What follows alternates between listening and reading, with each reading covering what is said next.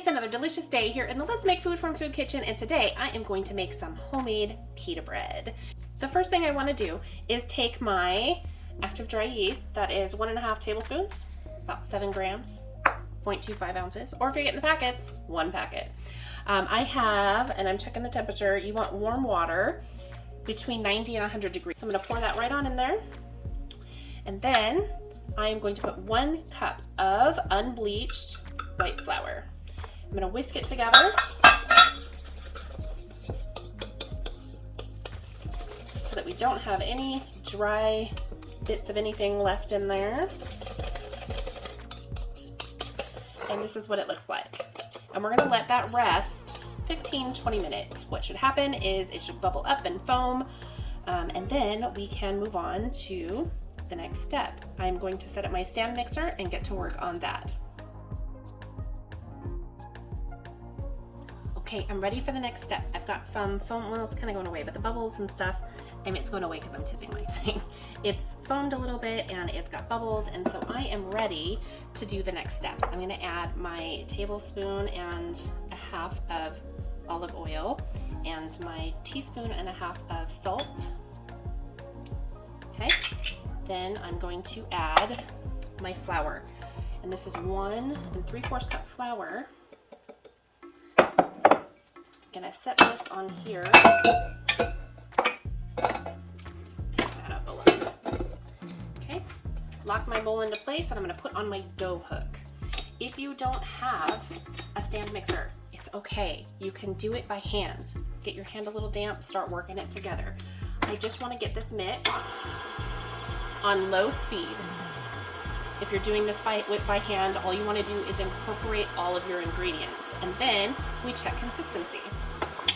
Okay, my ingredients are incorporated, and what I want to do is check my consistency. Is it sticking to the sides of the bowl or my fingers? If it is, we want to add just a little bit more flour. So, I brought my jar over here. It's my unbleached flour.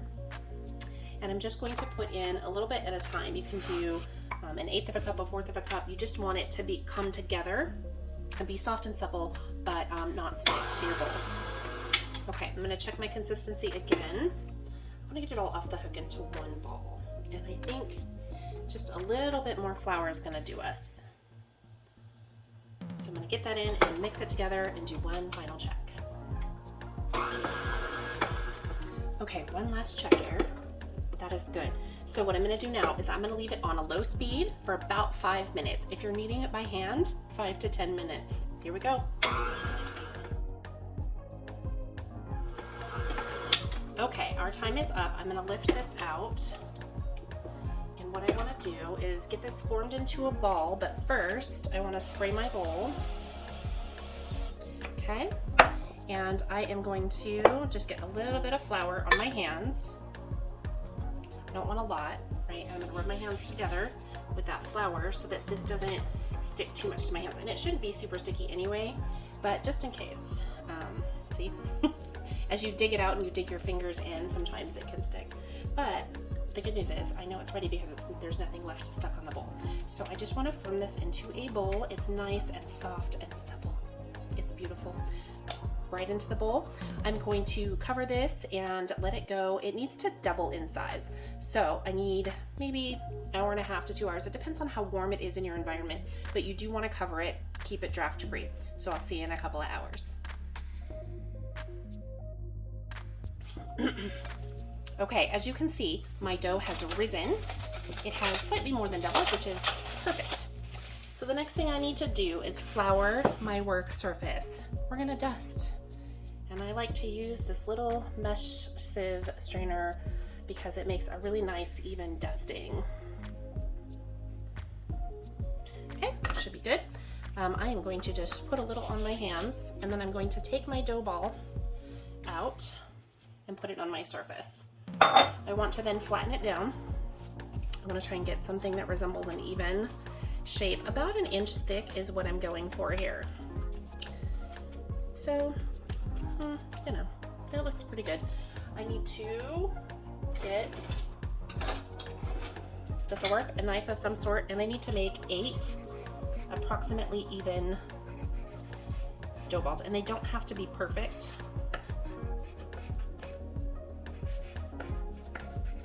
Okay, like so. And then, so 1, 2, 3, that looks about right. So we'll get 8 pitas out of this. This one looks a little big, so what I'm gonna do is take a little extra and put it with this one because that one looks small.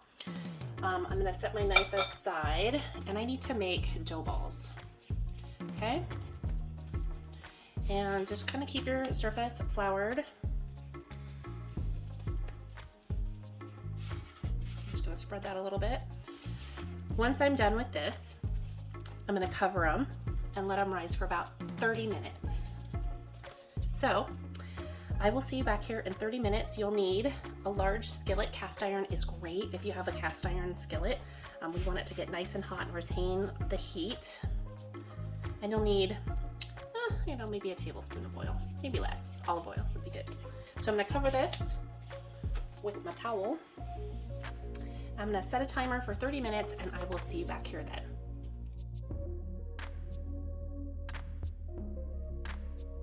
Okay, 30 minutes of rest time has ended. I'm just going to move this aside. Now, what I want to do is take each one of these and flatten them down. And we're going to let them rest for 5 minutes.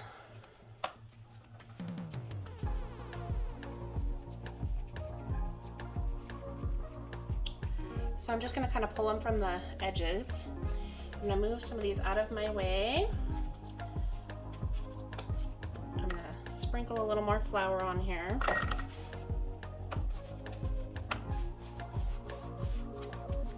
You don't have to be perfect. Okay, and I'm just gonna lay them out. And they need about 5 minutes to rest after you finish this step.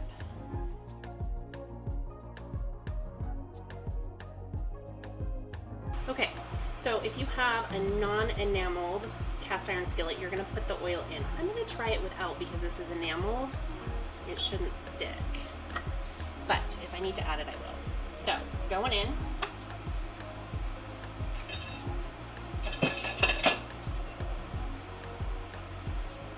This should take about 3 to 5 minutes. When it starts to puff up and that side is brown, we'll flip it over, cook it for a couple minutes. Then we'll flip it over again for about 30 seconds. I'm gonna grab a plate and the hummus that I made to try this with. And I just want to keep an eye on this bottom and make sure it doesn't burn. We're doing great, it's looking beautiful. Okay, I'm going to go ahead and flip it over. The bottom here has some little brown spots, which is what we're looking for. And let this cook for about 2 minutes. We'll flip it over one more time. Don't want it to burn, we're starting to get a burn spot. So 30 seconds on this last side one more time.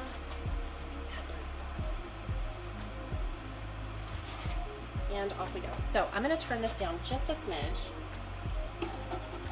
And then it's time to get another one going. And I think I can fit 2 small ones on here maybe. There we go. Okay, I've got this last one here. Trying really hard not to burn it. It's kind of a balance between the temperature and the time and the puffing. Okay, pita bread is done. Now I want to find one that's a little, that one's hot, a little cooler to the touch. There we go. I am going to, let's just tear it. Why stand on tearing it? Let's tear it and see how we've done. Yeah, okay. It does split some. Yep. Could use a little more work on my puffing, but we got some puffing. So what I want to do,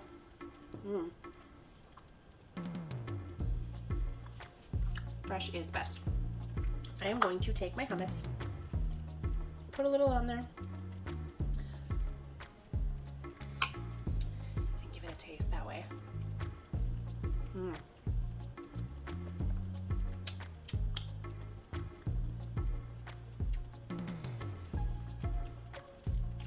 There we go. So I'm just gonna take this in here. You can make pita pockets. Put some chicken, some feta cheese, cucumber, onions. Ooh, it's like a Mediterranean pita pocket. I think I need to make that for you. I've said it 100 times. I'm gonna keep saying it. Fresh, homemade, kicks anything's butt at the store that you could get. try it, make it. Like, it takes a little time for rising for the bread, but it's really worth it. Do it in between other stuff that you're doing. That's what I did. I set up my dough, and then I went and did some chores and some paperwork and things like that, and then I came back and did the next step, and that way I can go through my day and still have my fresh stuff. So I hope you make this. I hope you make this. The hummus is really good. Give it a try. Tell me what you think. As always, I'm encouraging you to try something new. Work with the flavors. Tell me what you did that was different. Did you like it? Didn't you like it? What's up? Talk to me. From my kitchen to yours, let's make food from food. That's one bowl.